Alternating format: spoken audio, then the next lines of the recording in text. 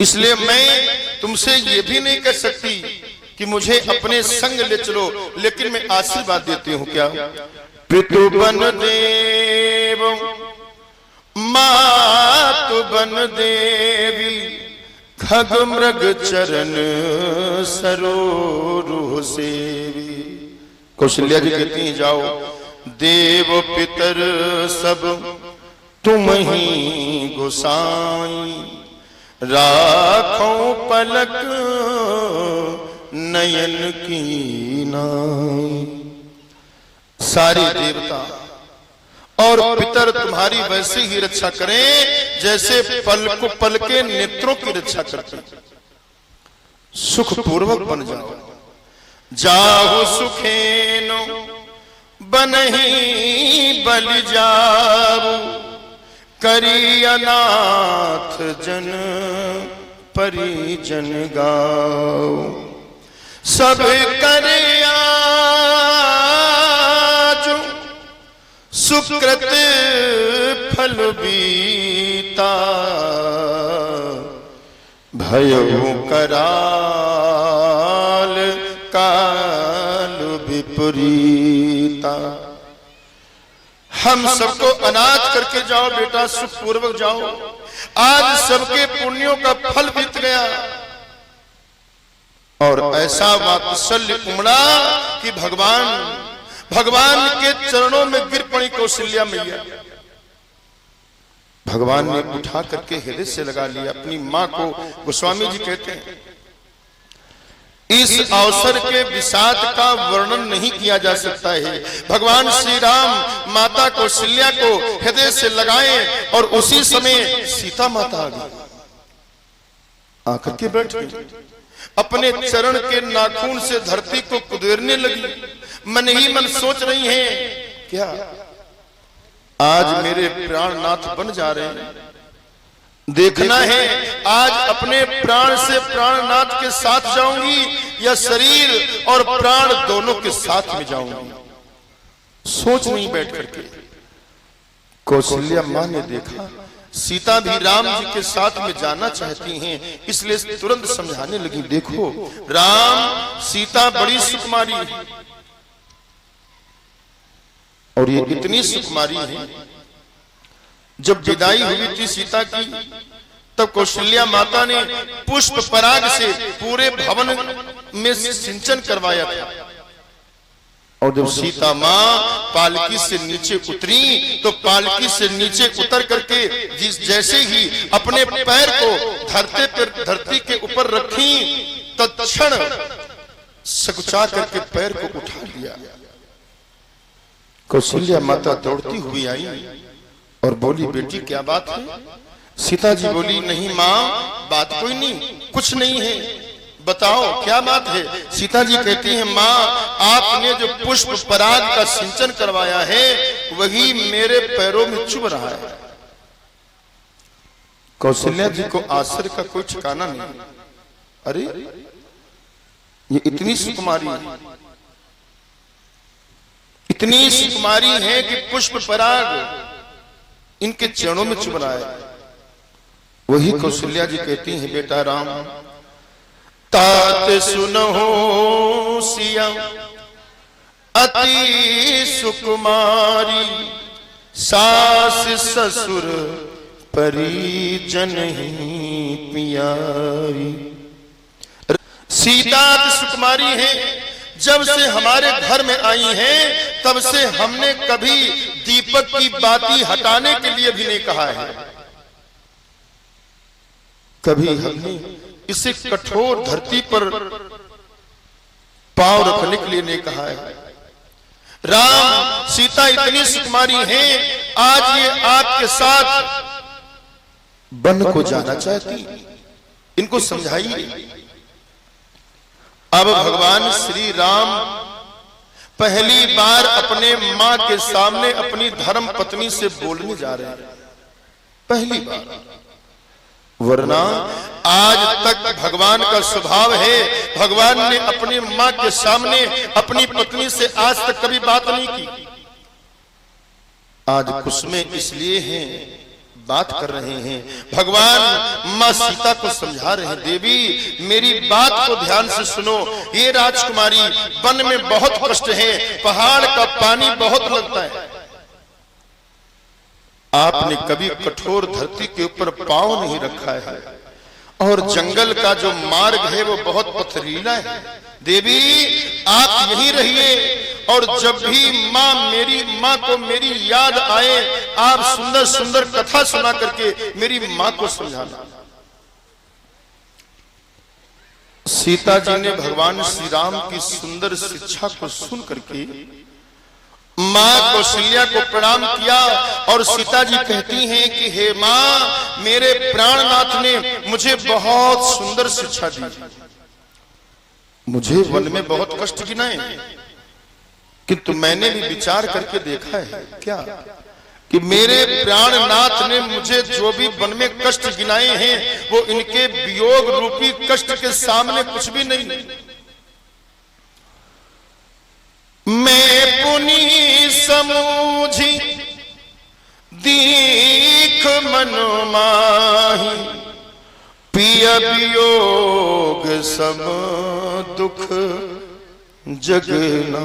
हे प्रभु, जैसे बिना जीव के देह की शोभा नहीं, बिना जल के नदी की शोभा नहीं है, और वैसे बिना पति के पत्नी की शोभा नहीं है। जिय बिनु देह नदी बिनु बारी, तैसे नाथ पुरुष बिनु नारी। मुझे रास्ते में चलते समय कोई थकान नहीं होगी। क्यों? क्योंकि मैं हर क्षण आपके चरणों को निहारती रहूंगी। राम ने कहा, देवी विषाद का अवसर नहीं, आप तैयार हो जाओ।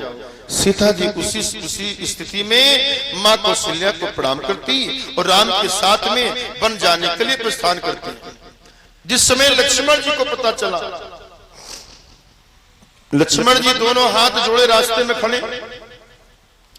भगवान राम ने जैसे लक्ष्मण जी को देखा, भगवान समझ गए ये मेरे साथ वन चलना चाहते हैं। राम जी उन्हें समझाते हैं, हे लक्ष्मण, महाराज दशरथ जी की स्थिति अभी ठीक नहीं, इसलिए आप यहीं रहिए और रह करके प्रजा की सेवा कीजिए।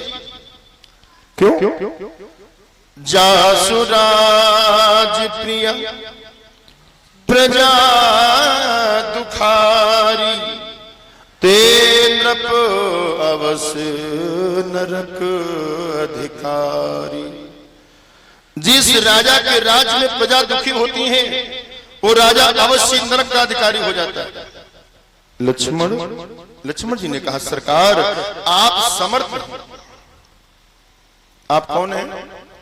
आप समर्थ हैं, और यदि छोड़ भी दोगे तो मैं क्या कर सकता हूं।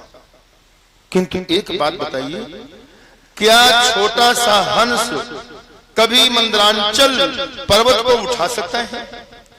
ये आप जो राजनीति का हमें उपदेश दे रहे हैं, वो मुझ जैसे बालक के लिए नहीं है, ये प्रवचन भरत भैया जैसे धर्म व्रत धारियों के लिए।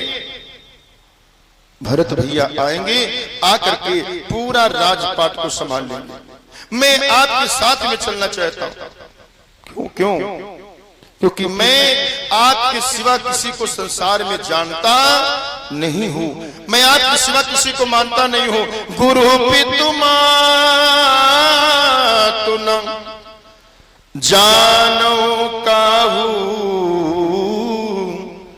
बोले कहूं सुभाव नाथ पतियाहु।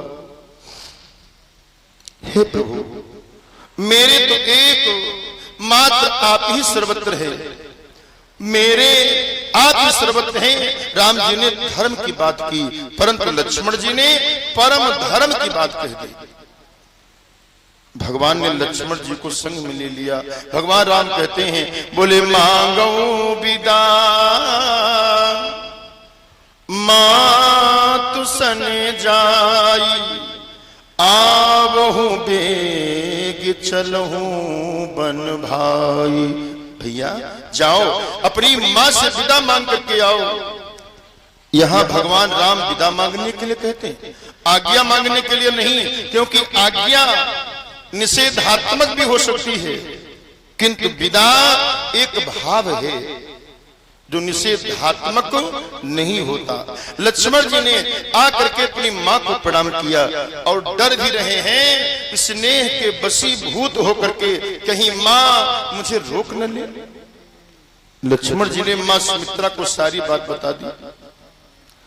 सुमित्रा मैया के नेत्रों में प्रेम अश्रु भराया।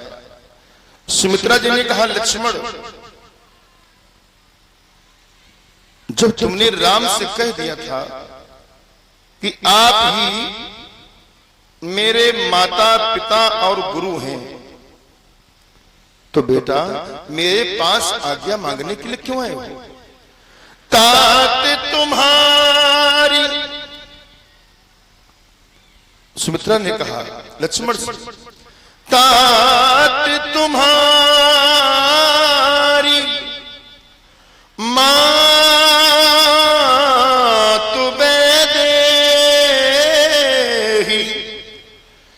पिता राम सब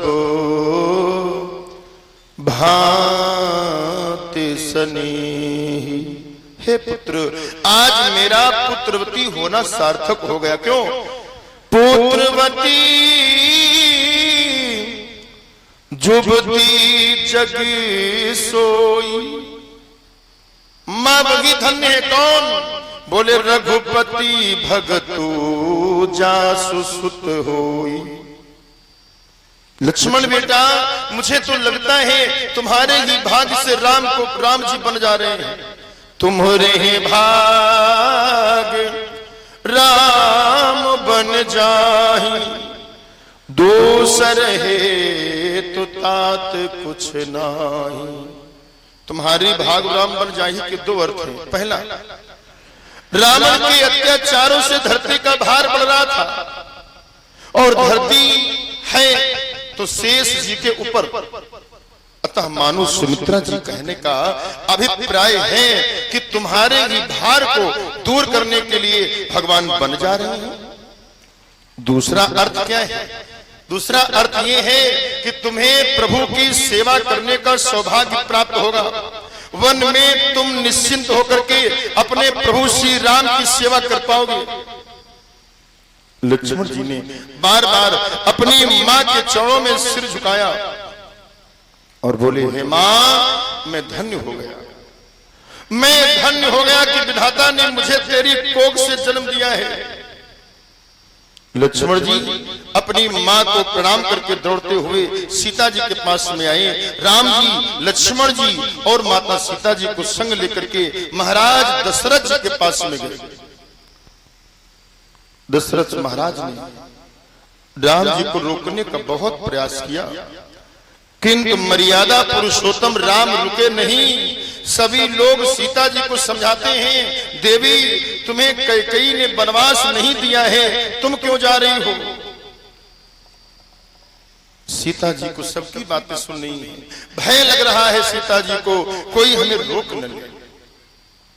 कैकेयी ने वत्कल वस्त्र ला करके राम जी के सामने रख दिए। भगवान श्री राम और लक्ष्मण ने राजसी वस्त्र उतार करके वत्कल वस्त्र धारण कर लिया। ये दृश्य जिस समय महाराज दशरथ जी ने देखा तो देख करके मूर्छित हो गए। आज कर्तव्य पालन का अवसर है, इसलिए भगवान राम पिता को मूर्छित छोड़ करके अनुज को संग लेकर के वन के लिए प्रस्थान कर रहे हैं। भगवान ने गुरुदेव से कह करके 1 वर्ष का अन्न प्रजा में वितरण करवाया और अपनी प्रजा से कहा कि देखो, तुम सब वही आचरण करना जिससे हमारे पिता महाराज दशरथ जी प्रसन्न रहे। भगवान राम, माता जानकी लक्ष्मण के संग वन की ओर प्रस्थान कर रहे हैं। आज पूरी प्रजा भगवान के संग संग चल रही है। भगवान ने जैसे ही वन की ओर प्रस्थान किया, लंका में अपशगुन होने लगे। अब अवध में अत्यंत शोक परिव्याप्त है।